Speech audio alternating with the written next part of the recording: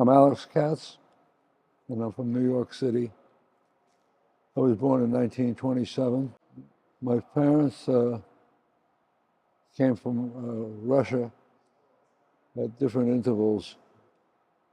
My mother was an actress on the Yiddish stage, and my father was supposed to be a scholar, and they had a family business. They made stoves, and he was a playboy. And when the war came in, First World War, it curtailed his movements. So in the town he was at, Lida, in Russia, he established a soup kitchen for the poor people and a theater for his friends.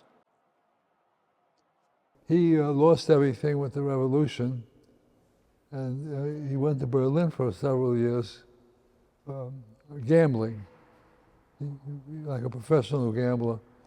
And then he decided to go to the States. It was the second time. They'd given him gold and sent him to the United States when he was a teenager. He didn't like it and went back to Russia, where he had a better life. And so it was the second time. So he came to the United States, and he got a job in a sweatshop doing piecework.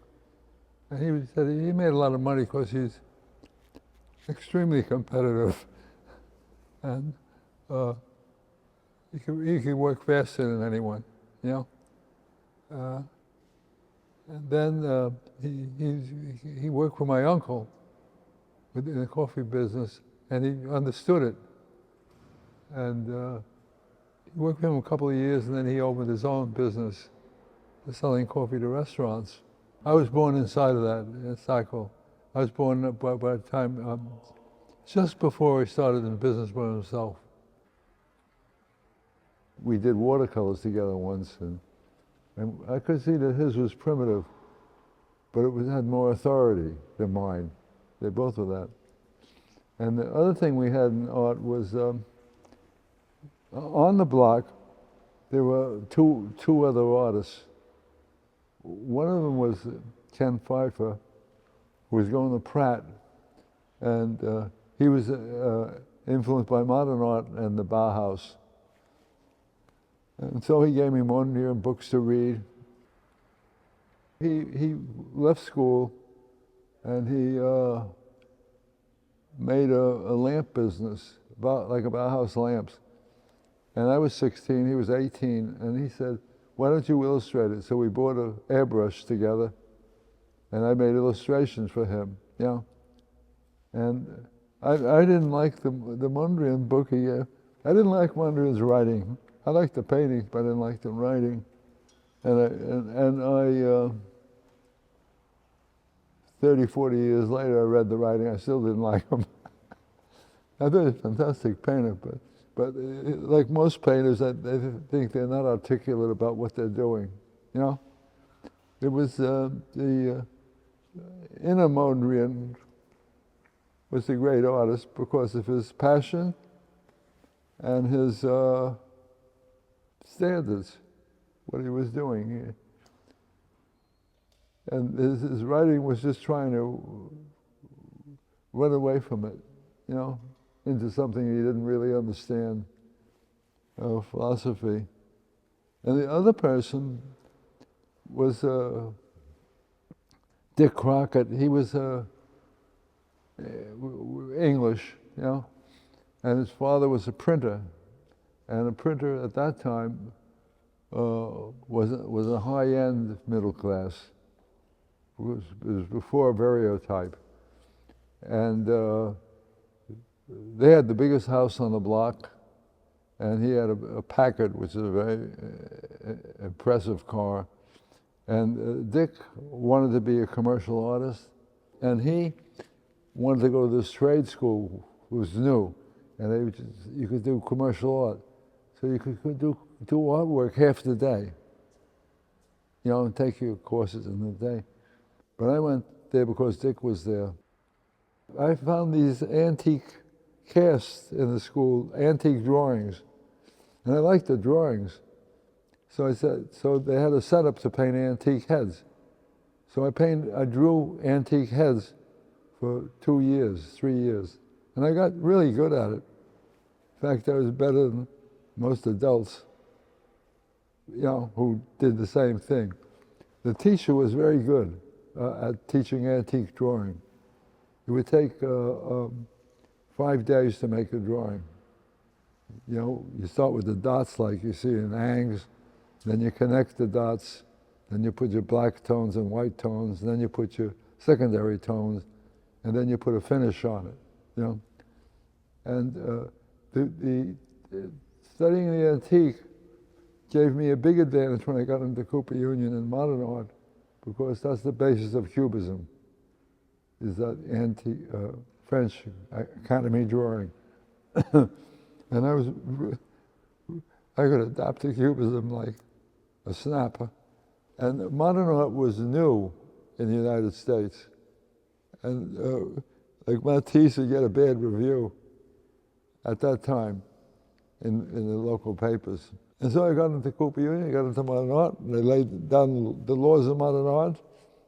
And I don't know how I couldn't figure out how they could be so certain about it. And I decided I was to work inside the system of the modern art they presented me, and I'll make up my mind later what I want to do. It's like a 5% school, and I found I could understand stuff that most of the other kids couldn't. I could understand what the teacher meant, not what he was saying, And I progressed enormously in 3 years. I went from nothing to a top student. And they came and asked me, at the end of it, do you want a scholarship to Skowhegan or a scholarship to Yale? And I said, Bill King had gone to Skowhegan, had a great time, and it was free, he didn't have classes. And I said, I'll go that way. So I went to Skowhegan, which was regional. And the modern art, I was having a hard time with modern art. So I said, relax and do what they say. And that's what I did in Cooper Union, work inside the system. I mean, most of the kids thought they were making art. And I said, this is not art, this is learning how to make it, learning systems. Like the antique drawing was a system, Cubism was a system. And everything's all right if you're inside the system. You step out of it, everything's wrong. And so I stepped out. I had no intention of becoming another semi-abstract painter. So I thought I'd try doing realistic paintings. And it was like Pandora's box. Because you say, is this realistic? Is the perception realistic? Are the details realistic? And I started a lifetime exploration. And right now I'm dealing with perception rather than observation. It's a completely different thing. But you try all these things because they're there to try. And that was it. And then you finally realize that you're in the 20th century, you want to make it new. So it's got to be new and it's got to be realistic. But the act of painting direct from nature was a way of getting inside of me. And that's the thing I kept. And so I tried to just try different things for a year or two that were really open. And I see them now and they look real good now. This is what I can do and you don't question it. This is the best I can do today. And tomorrow's another day, maybe I'll do something better or something worse, it doesn't matter. I say, most retrospectives are failures because the institutions don't make the proper amount of space for the artist.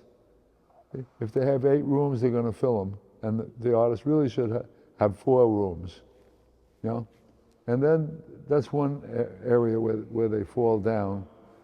And like the Guggenheim, there are 8 ramps, and very few artists can hold 8 ramps. They have a very good show on 3 ramps. That's one thing.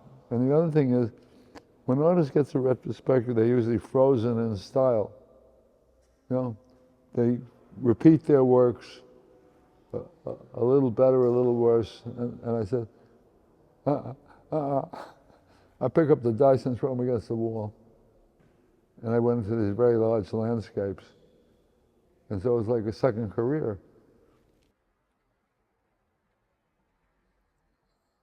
In the 50s, the neighbor next door went to Paris, painting like Jackson Pollock in 1952 or 1, and came out of there doing hard-edge painting, so he was really ahead of his time, 1954. And he also started doing prints with stencils. So I experimented with prints with stencils, and you make an addition of 3, something like that. And it was kind of interesting. I thought it was very interesting, the whole thing of these flat shapes, you know. And that led to the collages, which were like started around 1954. In the 60s, there was a renewed interest in prints. And we went from prints that used to be, people used to keep them under the couch. And when people come to visit, they pull the prints out. But then they started taking them on the wall. And the initial thing was silk screen. And silk screen enabled you to make much larger prints. And silk screen enabled you to put all the colors you want on it, you know? And so it changed the whole nature of what a print is, you know. At the end of the 60s, there was the bust, and then people turned to etchings for a while. And I liked all forms of printing, and I liked working with these great printers. And I don't think any painter has worked with as many great printers as I have. And a great printer is someone who will give you something better than what you gave him. You know? So the prints can really take off. And I worked with 5 or 6 great printers from all over the world. And when you work with a great printer, you look at the work and you analyze what you like and what you don't like of him. And then you analyze what you can use and what you can't use. You know? So when I was sent to work with Aldo Crommelynck, who's Picasso's printer. And I decided right off the bat, I didn't like spit bites, which he did a lot with Picasso. They were terrific prints. And I didn't think he was developed in color at all, you know. But he made fantastic aquatints. So I did 2 portfolios that are here with him. And every time you do a print, you want to extend your technique. So on the aquatints, the problem with aquatint was the first plate, the first tone, had a wire edge. And if you look at Goya's things, what interests me is how he hid the hard edge. And sometimes he'd stick the hard edge in a line, you know, and other times he'd fuse it if he could, but it was always there. And so when I decided, I said, well, if you use a litho crayon on it, you could soften the edge. And then I asked him, anyone ever do this? He said, no. So let's do it. And then I worked with the great printer, Doris Simmelink. And I wanted to blend some tones in a way. So I said, well, why don't we just make stops of 1 minute or something like that, real quick. And so we made a print where the plates modeled, you know, and no one had ever done anything like that. Then she figured out another way of doing it. And Doris was doing these aquatints of very large and wet paper. And so you had the thing of shrinkage when you print it. You had to have it right to it. So you had a butt edge, very hard to keep it. So I would design the color so it would not have hard edges. You'd put a color underneath, and the color on top is not a hard edge, I mean, open edge. And she was like fantastic on color and fantastic on technique. The technique of her prints are just incredible. The one over there is hers. That's 5 plates and a lot of colors, and it turns out pretty good. And she did another print where she threw away 30 for a edition of 60, you know? And when it was about the 5th proof, I said, it's okay for me. But she said, it's not okay for me. So she took it way past what I wanted. I'd be satisfied with it at 70%, but she just pushed it.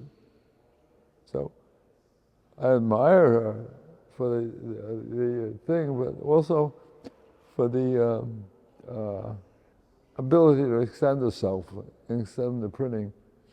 So a lot of these prints of hers, there's nothing in history to prepare you for the proficiency.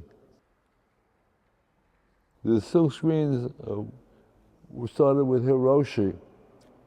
Hiroshi was printing for Jasper Johns, and he didn't have anyone else. So Jasper said, asked me why I want to print with Hiroshi. And up until then, when you work with the guys, you can use 4 colors, you know, which to me was an insult.